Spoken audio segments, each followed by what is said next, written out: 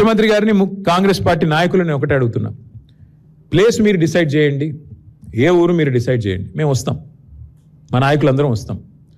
ఏ centre కన్నా పోదాం రాష్ట్రంలో. మీరు కొడంగల్ నియోజకవర్గంలోని ఏ సెంటర్ అయినా మేము రెడీ. ఎక్కడన్నా కూడా మీరు చెప్పినట్టు 80% కొనుగోలు జరిగినాయని మీరు రుజువు చేస్తే ఏ శిక్షకైనా మేము సిద్ధం ముఖ్యమంత్రి గారని నేను విజ్ఞప్తి చేస్తా ఉన్నాను. దయచేసి భేషజానికి పోకండి.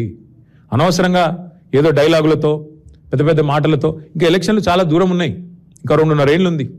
ఇప్పటి నుంచే ఎందుకు ప్రతిదానికి రాజకీయం?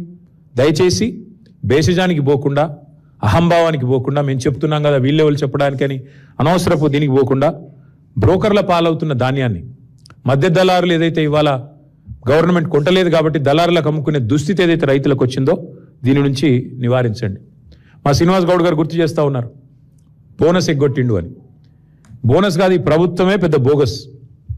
ఈ ప్రభుత్వమే పెద్ద బోగసు. అలా రైతు డిక్లరేషన్ అంత పెద్ద బోగస్ ఇంకోటి లేనేలేదు. 34 హామీలు ఇచ్చారు రైతు డిక్లరేషన్లో. ఒక్కటన్నా అమలైందా ఈ రాష్ట్రంలో?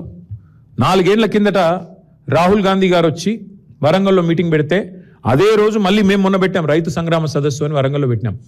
ఆ రోజు అడిగాను నేను, ఎంతసేపు ముఖ్యమంత్రిని తిట్టిండి, నేను ముఖ్యమంత్రిని తిట్టలే, రైతు బంధు వేయకుండా ఉండేందుకు మేము ఏమైనా దివానగాళ్ళమా అన్నాడు ముఖ్యమంత్రి. నేను అదే గుర్తు చేసిన. ఇప్పుడు ఏని దివానగాడేవాడని నేను అడిగిన. నేను ముఖ్యమంత్రి గారు నేనేం తిట్టలే. కేవలం ఆనాడు మేమేమైనా దివానగాళ్ళమా, మాకేమైనా దిమాక్ లేదా అన్నాడు. నేను గదే చెప్పిన. మరి దివానగాళ్ళు ఎవరు, దిమాక్ లేని వాళ్ళు ఎవరు అని అడిగిన. దానికి అసలు విషయం చెప్పకుండా రైతు బంధు ఇప్పుడు 4వ సారి సక్సెస్ఫుల్గా కొట్టారు ఈ ప్రభుత్వం వచ్చాక. అట్లాగే 15,000 ఇస్తామని డైలాగులు కొట్టారు.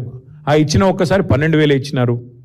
ఇక చెప్తూ పోతే చాలా ఉన్నాయి. విత్తనాలు దొరకవు, యూరియా దొరకదు, షాపులో లేదు కాబట్టి దాచిపెట్టేందుకు యాప్లో అని చెప్పి యాప్ డ్రామాలు, ఇవన్నీ రైతులు చూస్తున్నారు. ముఖ్యమంత్రి గారు మీ హుంకరింపులు, మీ అబద్ధాలు. ఇవాళ లారీలు లేవు, ట్రాన్స్పోర్ట్ చేసేటోడు లేడు, బస్తాలు దించేటోడు లేడు, హమాలి దిక్కు లేడు, మీ ప్రభుత్వానికి ప్రణాళిక లేదు.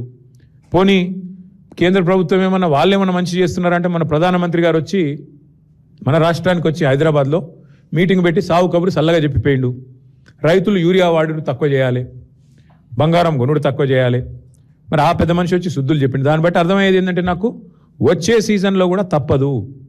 కాంగ్రెస్ అనే ఈ దరిద్రం ఈ రాష్ట్రంలో ఉన్నంత కాలం రైతులకు ఇక్కట్లు తప్పవు, మళ్ళీ యూరియా దొరకదు. ఆయన కేంద్ర ప్రభుత్వానికి నాయకత్వం వహించే పెద్ద ఆయన మోడీ గారు చెప్తున్నారు. ఇక రాష్ట్రంలో ఉన్న మంత్రులకు, ముఖ్యమంత్రి గారికి డబ్బు సంచుల మీద ఉన్న దృష్టి ధాన్యం సంచుల మీద లేదు, యూరియా సంచుల మీద లేదు. కాబట్టి మరి ముందస్తు ప్రణాళికలు లేవు, ప్లానింగ్ లేదు, ముఖ్యమంత్రికి అసలు సోయే లేదు. గన్నీ బ్యాగులు దొరకవు కానీ గన్లు మాత్రం బాగా దొరుకుతున్నాయి. ఇది మీకు తెలుసు, ఇక నేను చెప్పక్కర్లేదు దానికి మించి. చివరికి టార్పాలిన్ కవర్లు కూడా ఆఖరికి ఇప్పుడు వర్షం వచ్చేసింది, దగ్గరకు వచ్చిన టైం, టార్పాలిన్ కవర్లు కూడా ఇచ్చే దిక్కు లేదు ఇవాళ ఆ కేంద్రాలలో. మళ్ళీ రైతులే తెచ్చుకోవాలి, రైతులే కాపాడుకోవాలి. ఆరుగాలం కష్టపడి పండించిన పంటను కాపాడుకోకపోతే ఇవాళ ఈ ప్రభుత్వం అయితే ఏమీ చేయదు అనేది స్పష్టంగా అందరికీ అర్థమైపోయింది.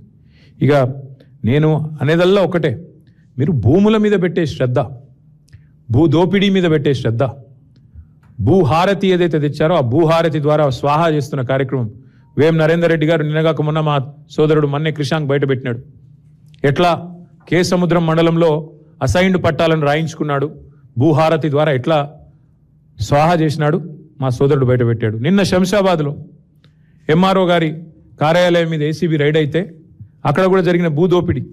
ముఖ్యమంత్రి గారి అనుచరుడు 90 ఎకరాల సీలింగ్ భూమిని ఎంఆర్ఓ స్థాయిలో, కలెక్టర్ స్థాయిలోనే ఉత్తర్వులు ఇచ్చేసి, ఉత్తర్వులు కూడా ఉన్నాయి, కావాలంటే మీకు ఇస్తాను. దోపిడీ ఎట్లా చేశారు? 1,000 కోట్ల విలువైన భూమిని నిన్ననే ఏసీబీ రైడ్లో దొరికినారు. వీటి మీద ముఖ్యమంత్రి గారి దగ్గర సమాధానం ఉండదు. వాటి మీద ఉన్న శ్రద్ధ, వాటి మీద ఉన్న ఆసక్తి, భూ కొనుగోళ్లు, భూ దందాల మీద ఉన్న శ్రద్ధ భూమిని నమ్ముకున్న రైతు మీద నీకు లేదు. ఇది వాస్తవం. ఉంటే పరిస్థితి ఇట్లా ఉండదు. అందుకే నేననేది ఉత్తమ్ కుమార్ రెడ్డి గారిని, రేవంత్ రెడ్డి గారిని ఇద్దరు కలిసి తప్పుదోవ పట్టించాలని చూస్తున్నారు. వాస్తవానికి కొనుగోళ్లు ఈ రోజు వరకు రాష్ట్రంలో ఎక్కడా కూడా 30-35% దాటలేదు.